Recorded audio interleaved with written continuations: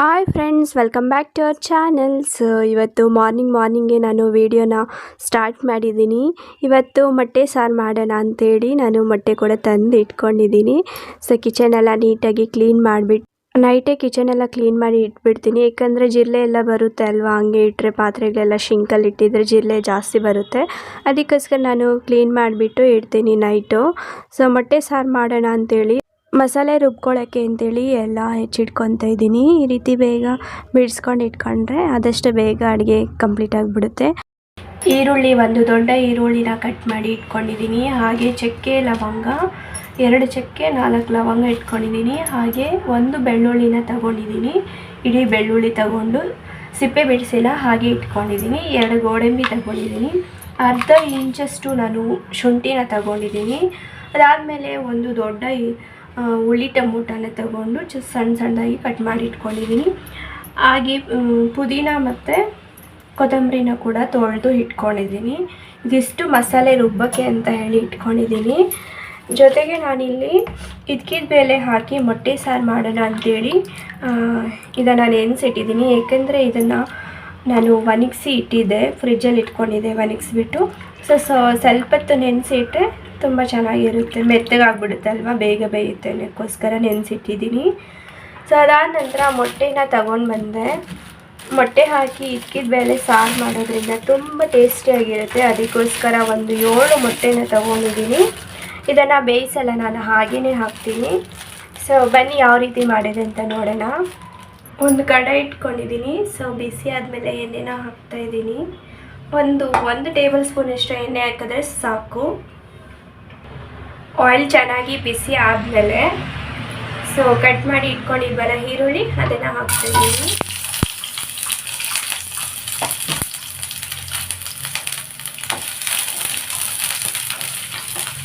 ಚೆನ್ನಾಗಿ ಆಯಿಲಲ್ಲಿ ಆನಿಯನ್ನ ಫ್ರೈ ಮಾಡ್ಕೋಬೇಕು. ಸೊ ಈ ರೀತಿ ಫ್ರೈ ಮಾಡ್ಕೊಂಡ್ರೆ ಟೇಸ್ಟ್ ತುಂಬಾ ಚೆನ್ನಾಗಿರುತ್ತೆ ಸಾರು. ಅದಕ್ಕೋಸ್ಕರ ಈ ರೀತಿ ಮಾಡ್ಕೊತಾ ಇದ್ದೀನಿ. ಇವಾಗ ನಾನು ಟೊಮೊಟೊ ಕಟ್ ಮಾಡಿ ಇಟ್ಕೊಂಡಿದ್ದಲ್ವಾ, ಅದನ್ನು ಕೂಡ ಹಾಕ್ತಾಯಿದ್ದೀನಿ.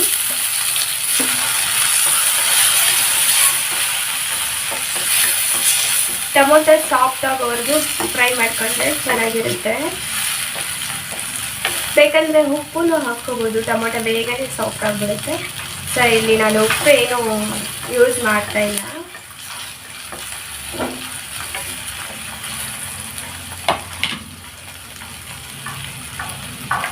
ಟೊಮೊಟೊ ಸಾಫ್ಟ್ ಆದಮೇಲೆ ಕೊತ್ತಂಬರಿ ಮತ್ತು ಪುದೀನನ ಕೂಡ ಹಾಕ್ಕೊತಾ ಇದ್ದೀನಿ. ಚೆನ್ನಾಗಿ ಹಸಿ ವಾಸನೆ ಹೋಗೋವರೆಗೂ ಈ ರೀತಿ ಎಣ್ಣೆಯಲ್ಲಿ ಫ್ರೈ ಮಾಡಿಕೊಂಡ್ರೆ ಚೆನ್ನಾಗಿರುತ್ತೆ. ಹಾಗೆ ನಾನು ಶುಂಠಿ ಅರ್ಧ ಇಂಚು ಕಟ್ ಮಾಡಿ ಇಟ್ಕೊಂಡಿದ್ದೆ ಅಲ್ಲ, ಅದನ್ನು ಹಾಕ್ತಾಯಿದ್ದೀನಿ. ಹಾಗೆ 2 ಗೋಡಂಬಿ, ಶುಂಠಿ, ಬೆಳ್ಳುಳ್ಳಿ, ಚಕ್ಕೆ ಮತ್ತು ಲವಂಗನೂ ಹಾಕ್ತಾಯಿದ್ದೀನಿ. ಹಾಗೆ 1 ಟೇಬಲ್ ಸ್ಪೂನಿಷ್ಟು ಹುರ್ಗಡ್ಲೆನ ಕೂಡ ಹಾಕ್ಕೊಳ್ತಾ ಇದ್ದೀನಿ. ಅದಾದ ನಂತರ ಒಣ ಕೊಬ್ಬರಿನ ತುರಿದು ಇಟ್ಕೊಂಡಿದ್ದೆ, ಅದನ್ನು ಕೂಡ ಹಾಕ್ತಾಯಿದ್ದೀನಿ.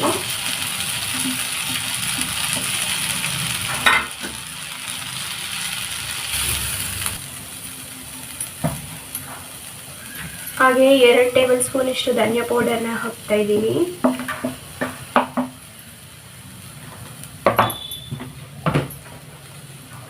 ಅರಿಶಿನ ಒಂದು ಅರ್ಧ ಟೇಬಲ್ ಸ್ಪೂನಿಷ್ಟು. ಚೆನ್ನಾಗಿ ಈ ರೀತಿ ಫ್ರೈ ಮಾಡಿಕೊಂಡ್ರೆ ಒಂದು ನಿಮಿಷ ಸಾಕು. ಇವಾಗ ತಣ್ಣಗಾದ್ಮೇಲೆ ರುಬ್ಕೊಂಡ್ರೆ ಮಸಾಲೆ ರೆಡಿ ಆಗಿಬಿಡುತ್ತೆ. ಸೋಂಪು ಅರ್ಧ ಟೇಬಲ್ ಸ್ಪೂನಷ್ಟು ಹಾಕ್ಕೊತಾ ಇದ್ದೀನಿ. ಸೋಂಪು ಹಾಕೋದ್ರಿಂದ ಮೊಟ್ಟೆ ಸಾರು ತುಂಬ ಟೇಸ್ಟಿಯಾಗಿ ಬರುತ್ತೆ. ಹಾಗೆ ಹಸಿಮೆಣ್ಸಿನ್ಕಾಯಿ ಟೇಸ್ಟ್ಗೆ ಅಂಥೇಳಿ 2 ಹಾಕಿದ್ದೀನಿ. ಸೊ ಒಂದು 5 ನಿಮಿಷ ಹುರ್ಕೊಂಡು ತಣ್ಣಗಾದ್ಮೇಲೆ ಮಸಾಲೆ ರುಬ್ಕೊಳ್ಳೋಕ್ಕೆ ಒಂದು ಜಾಲ್ ತಗೊಂಡು ಅದಕ್ಕೆಲ್ಲ ಮಸಾಲೆ ಏನು ಫ್ರೈ ಮಾಡಿ ಇಟ್ಕೊಂಡಿದ್ವಲ್ಲ ಅದನ್ನು ಹಾಕ್ಕೊತಾ ಇದ್ದೀನಿ. ಸೊ ಇದೆಲ್ಲ ಹಾಕ್ಕೊಂಡಾದ್ಮೇಲೆ ರುಬ್ಲಿಕ್ಕೆ ಎಷ್ಟು ನೀರು ಬೇಕೋ ಅಷ್ಟನ್ನ ಹಾಕ್ಕೊಂಡು ಚೆನ್ನಾಗಿ ಸ್ಮೂತಾಗಿ ಗ್ರೈಂಡ್ ಮಾಡಿಕೊಂಡ್ರೆ ಚೆನ್ನಾಗಿರುತ್ತೆ. ನೋಡಿ, ಈ ರೀತಿ ರುಬ್ಕೊಂಡ್ರೆ ಸರಿ ಹೋಗುತ್ತೆ. ಒಂದು ಕುಕ್ಕರ್ ತಗೊಂಡಿದ್ದೀನಿ ಮೊಟ್ಟೆ ಸಾರು ಮಾಡ್ಕೊಳ್ಳೋಕ್ಕೆ. ಸೊ ಒಂದು 3 ಟೇಬಲ್ ಸ್ಪೂನಷ್ಟು ಆಯಿಲ್ ಹಾಕ್ಕೊಂಡು ಆಯಿಲ್ ಬಿಸಿ ಆದಮೇಲೆ ಕರಿಬೇವು ಮತ್ತು ಸಾಸಿವೆನ ಹಾಕಿದೆ. ಸೊ ಒಂದು ಚಿಕ್ಕ ಈರುಳ್ಳಿನ ಕಟ್ ಮಾಡಿ ಹಾಕ್ತಾಯಿದ್ದೀನಿ. ಇದನ್ನು ಚೆನ್ನಾಗಿ ಫ್ರೈ ಮಾಡಿಕೊಂಡ್ರೆ ಸರಿ ಹೋಗುತ್ತೆ. ನೋಡಿ, ಈ ರೀತಿ ಫ್ರೈ ಆದಮೇಲೆ ಇದ್ಕಿದ ಬೇಳೆ ನೆನೆಸಿ ಇಟ್ಟಿದ್ದೆ ಅಲ್ವಾ, ಅದನ್ನು ಹಾಕ್ತಾಯಿದ್ದೀನಿ. ಸೊ ಮಧ್ಯಾಹ್ನಕ್ಕೆ ಮಾಡ್ತಾ ಇರೋದ್ರಿಂದ ಸಾರು ಜಾಸ್ತಿನೇ ಮಾಡ್ತಾಯಿದ್ದೀನಿ ನಾನಿಲ್ಲಿ. ಇದ್ಕಿದ ಬೇಳೆ ಒಂದು 5 ನಿಮಿಷ ಚೆನ್ನಾಗಿ ಫ್ರೈ ಮಾಡ್ಕೊಂಡಾದಮೇಲೆ ಅವಾಗೆ ರುಬ್ಬಿ ಇಟ್ಕೊಂಡಿದ್ವಲ್ಲ ಮಸಾಲೆ, ಅದನ್ನು ಹಾಕ್ಕೊತಾ ಇದ್ದೀನಿ. ನೋಡಿ, ಈ ರೀತಿ ಹಾಕ್ಕೊಂಡು ಚೆನ್ನಾಗಿ ಮಿಕ್ಸ್ ಮಾಡಬೇಕು. 1-2 ನಿಮಿಷ ಮಿಕ್ಸ್ ಮಾಡಾದಮೇಲೆ ಮಿಕ್ಸಿ ಜಾರಲ್ಲಿ ಮಸಾಲೆ ಸ್ವಲ್ಪ ಒಲ್ದಿರುತ್ತಲ್ವ, ಅದಕ್ಕೆ ನೀರು ಹಾಕ್ಬಿಟ್ಟು ಚೆನ್ನಾಗಿ ಕಲಸಿ ಅದಕ್ಕೆ ಹಾಕ್ಕೊತಾ ಇದ್ದೀನಿ. ನೀರು ಸ್ವಲ್ಪ ಜಾಸ್ತಿನೇ ಹಾಕ್ಕೊತಾ ಇದ್ದೀನಿ, ಯಾಕೆಂದರೆ ನಾನಿಲ್ಲಿ ವಿಸಿಲ್ ಇಡ್ತಾ ಇಲ್ಲ. ಸೊ ಹಾಗೇ ಬೇಯಿಸ್ಕೊಳ್ಳೋದ್ರಿಂದ ನೀರು ಸ್ವಲ್ಪ ಜಾಸ್ತಿನೇ ಇಡಿಸುತ್ತೆ. ಸೊ ರುಚಿಗೆ ತಕ್ಕಷ್ಟು ಉಪ್ಪನ್ನ ಹಾಕ್ಕೊತಾ ಇದ್ದೀನಿ. ಅದೇ ರೀತಿ ಎಗ್ ಮಸಾಲ ಇರುತ್ತಲ್ವ, ಅದನ್ನು ಕೂಡ ಹಾಕ್ಕೊತಾ ಇದ್ದೀನಿ. ಪ್ಯಾಕೆಟ್ ಮಸಾಲ ಹಾಕ್ಕೊತಾ ಇದ್ದೀನಿ. ಸೊ ಅದಾದಮೇಲೆ ನೋಡಿ, ಲಿಡ್ನ ಕ್ಲೋಸ್ ಮಾಡ್ತಾಯಿದ್ದೀನಿ. ಇದಕ್ಕೆ ವಿಸಿಲ್ ಮತ್ತು ರಬ್ಬರ್ನ ತೆಗೆದುಬಿಟ್ಟು ಹಾಗೆ ಮುಚ್ಚಿಡ್ತಾ ಇದ್ದೀನಿ. ಏಕೆಂದರೆ ವಿಸಿಲ್ ಇಟ್ಟರೆ ಬೇಳೆ ನುಣ್ಣಗಾಗ್ಬಿಡುತ್ತೆ, ಅದಕ್ಕೋಸ್ಕರ ನಾನು ಈ ರೀತಿ ಮಾಡ್ತಾ ಇರೋದು. ಒಂದು 20 ನಿಮಿಷ ಆದಮೇಲೆ ನೋಡ್ತಾ ಇದ್ದೀನಿ, ಏಕೆಂದರೆ ಬೇಳೆನ ನಾನು ಒಣಗಿಸಿ ಇಟ್ಟಿದ್ದೆ ಅಲ್ವಾ, ಅದಕ್ಕೋಸ್ಕರ ಸ್ವಲ್ಪ ಟೈಮ್ ತಗೊಂತು.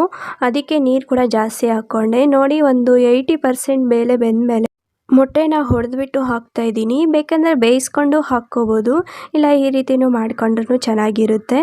ಸೊ 7 ಮೊಟ್ಟೆ ಹಾಕ್ತಾಯಿದ್ದೀನಿ ನಾನಿಲ್ಲಿ. ನೀವು ಬೇಕಂದರೆ ಬೇಯಿಸ್ಬಿಟ್ಟು ಮೊಟ್ಟೆನ ಕಟ್ ಮಾಡಿ ಹಾಕ್ಕೋಬೋದು. ಮೊಟ್ಟೆ ಕಟ್ ಮಾಡಿಬಿಟ್ಟು ಕೂಡ ನಾನು ಒಂದು ಸರಿ ಮಾಡಿದ್ದೆ, ತುಂಬ ಚೆನ್ನಾಗಿತ್ತು.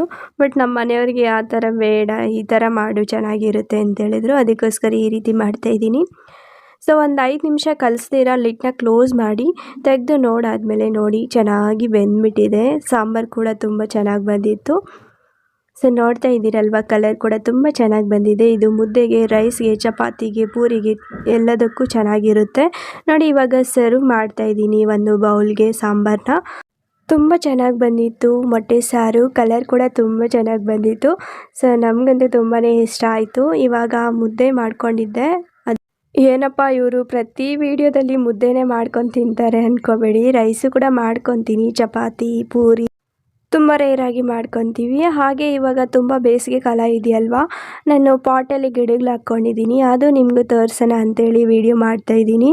ಕರಿಬೇವು ಗಿಡ ಒಂದು ಪಾಟಲ್ಲಿ ಹಾಕ್ಕೊಂಡಿದೆ, ಎಷ್ಟು ಚೆನ್ನಾಗಿ ಚಿಗುರ್ತಾ ಇದೆ ನೋಡಿ. ಯಾವಾಗಾದರೂ ಕರಿಬೇವಿಲ್ಲ ಅಂದರೆ ಇದೇ ಗಿಡದಲ್ಲಿ ಕಿತ್ಕೊಂಡು ಒಗ್ಗರಣೆ ಹಾಕ್ಕೊತೀವಿ. ಹಾಗೆ ಪಕ್ಕದ ಪಾಟಲ್ಲಿ ಕನಕಾಂಬರ ಗಿಡ ಕೂಡ ಹಾಕ್ಕೊಂಡಿದೆ, ಹೂವು ಕೂಡ ಬಿಡ್ತಾ ಇದೆ, ತುಂಬ ಖುಷಿ ಆಯಿತು. ಇನ್ನೊಂದು ಪಾಟಲ್ಲಿ ಪನ್ನೀರ್ ಗಿಡ ಹಾಕ್ಕೊಂಡಿದ್ದೆ, ಇದು ರೋಸ್ಗೆ ಎಲೆ ಹಾಕ್ತಾರಲ್ವ, ಸೊ ಅದು ಇದು ನಮ್ಮೂರ ಕಡೆ ಪನ್ನೀರ್ ಎಲೆ ಅಂತೀವಿ. ಸೊ ಅದಾದ ನಂತರ ದಾಸವಾಳ ಗಿಡ ಹಾಕ್ಕೊಂಡಿದ್ದೀನಿ, ಇದು ಕೆಂಪು ದಾಸವಾಳ ಗಿಡ. ಹಾಗೆ ರೋಸ್ ಪ್ಲ್ಯಾಂಟ್ ಕೂಡ ಹಾಕ್ಕೊಂಡಿದ್ದೀನಿ, ರೋಸ್ದು ಬಂದಿತ್ತು ತುಂಬಾ, ಇವಾಗ ಕಟ್ ಮಾಡಿ ಹಾಕಿದ್ದೀನಿ. ಇದು ಶೋ ಗಿಡ, ತುಂಬ ಚೆನ್ನಾಗಿ ಬಂದಿತ್ತು. 4 ವರ್ಷದಿಂದ ಈ ಗಿಡನ ಹೀಗೆ ಕಾಪಾಡ್ಕೊಂಡು ಬರ್ತಾಯಿದ್ದೀನಿ. ಅದಾದ ನಂತರ ಮನಿ ಪ್ಲ್ಯಾಂಟ್ ಇದು ಕೂಡ ಬಂದಿತ್ತು. ಇನ್ನೊಂದು ಕನಕಾಂಬರ ಗಿಡ, ಹಾಗೆ ಸೇವಂತಿಗೆ ಗಿಡ ಇವಾಗ ಬರ್ತಾಯಿದೆ. ಹಾಗೆ ಪುದೀನ ನೋಡಿ ಎಷ್ಟೊಂದು ಬಂದಿದೆ, ಒಂದು ಚಿಕ್ಕ ಪಾಟಲ್ಲಿ ಹಾಕ್ಕೊಂಡ್ರೂ ಚೆನ್ನಾಗಿ ಬರುತ್ತೆ. ಇದು ಅರ್ಶಿಣದ ಗಿಡ, ಇವಾಗ ಕೀಳಬೇಕು, ಅರ್ಶಿಣ ಆಗಿರುತ್ತೆ. ಈ ಗಿಡ ಬಂದು ಜಾಜಿ ಮಲ್ಲಿಗೆ ಅಂತೇಳಿ, ಸೊ ಇದು ಕೂಡ ಚೆನ್ನಾಗಿ ಬರ್ತಾಯಿದೆ. ಈ ಪಾಟಲ್ಲಿ ಪುದೀನ ಮತ್ತು ರೋಸ್ ಗಿಡ ಕಟ್ ಮಾಡಿದ್ದಲ್ವಾ, ಅದು ಕೊಂಬನ್ನ ನಟ್ಟಿದ್ದೀನಿ. ಇದಾದಮೇಲೆ ಕೆಂಪು ಗಿಡ, ಇದು ಕೆಂಪದು ಬರುತ್ತೆ, ಅದ್ರ ಹೆಸರು ನನಗೆ ಗೊತ್ತಿಲ್ಲ. ಇನ್ನೊಂದು ಪಕ್ಕದಲ್ಲಿ ಪಾಟಲ್ಲಿ ಮಲ್ಲಿಗೆ ಕೂಡ ಬರ್ತಾಯಿದೆ, ತುಂಬ ಚೆನ್ನಾಗಿ ಬರ್ತಾಯಿದೆ ಮಲ್ಲಿಗೆ. ಇದು ವೀಳ್ಯದೆಲೆ ಚೆನ್ನಾಗಿ ಬರ್ತಾಯಿತ್ತು, ವೀಳ್ಯದೆಲೆ ಏನಾಯಿತೋ ಏನೋ ಗೊತ್ತಿಲ್ಲ, ಈ ರೀತಿ ಆಗಿಬಿಟ್ಟಿದೆ. ಸೊ ಇನ್ನೊಂದು ನೆಡಬೇಕು. ಇನ್ನು ಕಿಟಕಿಯಲ್ಲಿ ಕೂಡ ಇಟ್ಕೊಂಡಿದ್ದೀನಿ 2 ಗಿಡ, ಅದರಲ್ಲೂ ಕೂಡ ಚೆನ್ನಾಗಿ ಬರ್ತಾಯಿದೆ. ಈ ಪಾಟಲ್ಲಿ ಪುದೀನ ಹಾಕ್ಕೊಂಡಿದ್ದೀನಿ, ಎಷ್ಟು ಚೆನ್ನಾಗಿ ಬಂದಿದೆ ನೋಡಿ. ಪುದೀನ ಅಂತೂ ನನಗೆ ತಗೊಳ್ಳೋಷ್ಟೇ ಇಲ್ಲ, ತುಂಬ ಚೆನ್ನಾಗಿ ಬರುತ್ತೆ. ಇದು ಮನಿ ಪ್ಲ್ಯಾಂಟು, ಇದು ಗ್ರಿಲ್ಸ್ ಐತಲ್ವ ಮನೆ ಮುಂದೆ, ಅದಕ್ಕೆ ಬಿಟ್ಟಿದ್ದೀನಿ. ಸೊ ತುಂಬ ಚೆನ್ನಾಗಿ ಹೋಗ್ತಾ ಇದೆ ಬಳ್ಳಿ. ಇದಿಷ್ಟು ಬಾಲ್ಕನಿಯಲ್ಲಿ ನಾನು ಬೆಳೆಸ್ಕೊಂಡಿರೋದು ಪಾಟಲ್ಲಿ. ನನಗೆ ಗಿಡ ಬೆಳೆಸ್ಬೇಕಂದ್ರೆ ತುಂಬಾ ಇಷ್ಟ. ಸೊ ಇಲ್ಲಿ ಜಾಗ ಇಲ್ವಲ್ಲ, ಕೆಲವೊಂದು ಬಾಡಿಗೆ ಮನೆಯಲ್ಲಿ ಇಷ್ಟು ಪಾಟ್ನ ಇಟ್ಕೊಳ್ಳೋಕ್ಕೆ ಬಿಡಲ್ಲ. ಬಟ್ ನಮ್ಮ ಓನರು ಹೇಳ್ತಾಯಿದ್ರು ಇಷ್ಟು ಪಾಟ್ಗಳೆಲ್ಲ ಇಡಬೇಡಿ ಅಂತೇಳಿ, ಬಟ್ ನಾನು ಮಾತ್ರ ಕೇಳಿಲ್ಲ. ಇನ್ನು ಮೇಲೆ ಕೂಡ 2 ಪಾಟ್ ಇಟ್ಟಿದ್ದೀನಿ, ಜಾಗ ಸಾಕಾಗಿಲ್ಲ ಅಂತ. ಸೊ ನನಗೆ ಚಿಕ್ಕ ಗಾರ್ಡನ್ ಮಾಡ್ಕೋಬೇಕಂದ್ರೆ ತುಂಬ ಇಷ್ಟ, ಬಟ್ ಸಿಟಿಯಲ್ಲಿ ಆಗಲ್ವಲ್ಲ. ಸೊ ಅದಕ್ಕೋಸ್ಕರ ಪಾಟಲ್ಲಿ ಇಟ್ಕೊಂಡಿದ್ದೀನಿ ಈ ರೀತಿ. ಹಾಗೆ ಪಾಟ್ಗೆಲ್ಲ ನಾನು ತೆಂಗಿನದು ನಾರು ಬರುತ್ತಲ್ವ, ಅದನ್ನು ಹಾಕ್ತೀನಿ, ಜೊತೆಗೆ ಎಲೆಗಳು ಕೂಡ ಹಾಕ್ತೀನಿ. ಏಕೆಂದರೆ ಸಮ್ಮರ್ ಆಗಿರೋದ್ರಿಂದ ನೀರೆಲ್ಲ ಹೀರ್ಕೊಬಿಡುತ್ತಲ್ವ ಮಣ್ಣು, ಈ ರೀತಿ ಮಾಡ್ಕೊತೀನಿ. ಹಾಗೆ ಊರಿಗೆಲ್ಲ ಹೋದಾಗ ಗೊಬ್ಬರ ಎಲ್ಲ ತಗೊಂಡು ಬಂದು ಪಾಟ್ಗೆಲ್ಲ ಹಾಕ್ತೀನಿ. ಅದಕ್ಕೆ ಇಷ್ಟು ಶಾಪಿಂಗ್ಗೆ ಹೋಗ್ತಾ ಇದ್ದೀವಿ, ಏಕೆಂದರೆ ನಮ್ಮ ಅತ್ತೆಯವರಿಗೆ ಬಟ್ಟೆ ತಗೊಬರಬೇಕು ಅಂತ ಹೇಳಿ ಹೋಗ್ತಾ ಇದ್ದೀವಿ. ಹಾಗೆ ನನಗೆ ಕಾಲ್ ಚೈನ್ ತಗೋಬೇಕು, ಅದಕ್ಕೋಸ್ಕರ ಶಾಪಿಂಗ್ ಹೋಗ್ತಾ ಇದ್ದೀವಿ. ಬರೋವಾಗ ಐಸ್ ಕ್ರೀಮ್ ಕೂಡ ತಗೊಬರೋಣ ಅಂದ್ಕೊಂಡಿದ್ದೆ. ಸೊ ಶಾಪಿಂಗ್ ಮುಗಿಸ್ಕೊಂಡು ಐಸ್ ಕ್ರೀಮ್ ತಗೊಂಡು ಬಂದ್ವಿ. ಶಾಪಿಂಗ್ ಎಲ್ಲ ಮುಗಿಸ್ಕೊಂಡು ಐಸ್ ಕ್ರೀಮ್ ತಗೊಬಂದ್ವಿ. ಮನೆಗೆ ಬರೋಷ್ಟು ನೋಡಿ ಟಾಮಿ ಯಾವ ರೀತಿ ಮಾಡ್ತಾಯಿದೆ ಅಂತೇಳಿ ಅದನ್ನು ಬಿಟ್ಟು ಹೋಗಿದ್ವಲ್ಲ ಈಚೆನೆ ಕಟ್ಟಾಕಿ, ಅದಕ್ಕೋಸ್ಕರ ಆ ರೀತಿ ಮಾಡ್ತಾಯಿದ್ದೆ. ಸೊ ಬಂದು ಐಸ್ ಕ್ರೀಮ್ ತಿಂದ್ಬಿಟ್ಟು ಸ್ವಲ್ಪ ಹೊತ್ತು ರೆಸ್ಟ್ ಮಾಡಿ ಇದು ಮಾರ್ನಿಂಗಿಂದ ವ್ಲಾಗ್ನ ಮಾಡ್ತಾಯಿದ್ದೀನಿ. ಸೊ ನನಗೆ ಡ್ರೆಸ್ ತಗೊಂಡೆ, ಲೈಟ್ ಪಿಂಕ್ ಕಲರು, ಹಾಗೆ ಫ್ಲವರ್ಸ್ ವೈಟ್ ಬಂದಿದೆ, ಚುಕ್ಕೆ ಚುಕ್ಕೆ ಬಂದಿದೆ ಪ್ರಿಂಟೆಡು. ಸೊ ಚೆನ್ನಾಗಿತ್ತು, ನನಗೆ ಇಷ್ಟ ಆಯಿತು. ಸೊ ಒಂದಿರಲಿ ಅಂತೇಳಿ ತಗೊಂಡೆ. ಸೊ ಇದು ಡ್ರೈ ಕ್ಲೀನ್ ಬೇರೆ ಮಾಡಬೇಕು ಅಂತೆಲ್ಲ ಹಾಕಿದ್ದಾರೆ, ಬಟ್ ನಾರ್ಮಲಾಗಿ ಹೋಗ್ಕೊಳ್ಬೋದು. ಸೊ ಇದು ನನ್ನ ಡ್ರೆಸ್ಸು. ಹಾಗೆ ವೇಲ್ ಕೂಡ ಸ್ಮೂತಾಗಿ ಚೆನ್ನಾಗಿ ಬಂದಿದೆ. ಸೊ ವೇಲ್ ತುಂಬ ಇಷ್ಟ ಆಯಿತು ನನಗೆ. ಇದು ಪ್ಯಾಂಟು. ಸೊ ಎಲ್ಲ ಒಂದೇ ಕಲರ್ ಇದೆ.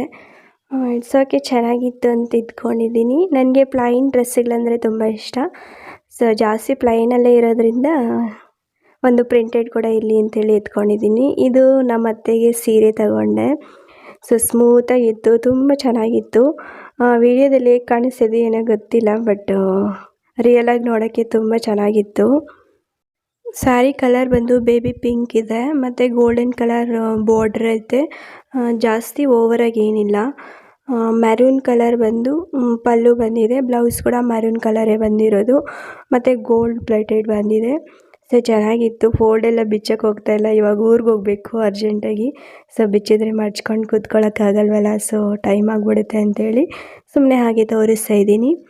ಸೊ ಇದಾದ ನಂತರ ನಮ್ಮ ಮಾವನಿಗೆ ಶರ್ಟು ಮತ್ತು ಪಂಚೆ ಟವಲ್ ಕೂಡ ತಗೊಂಡಿದ್ದೀವಿ. ಇದು ಡಬಲ್ ಪಂಚೆ ಅಂತೆ, ಸೊ ರಾಮರಾಜ್ದು, ಅದನ್ನು ತಗೊಂಡಿದ್ವಿ. ಗೋಲ್ಡ್ ಕಲರ್ ಬಾರ್ಡರ್ ಬಂದಿದೆ, ವೈಟ್ ಪಂಚೆ.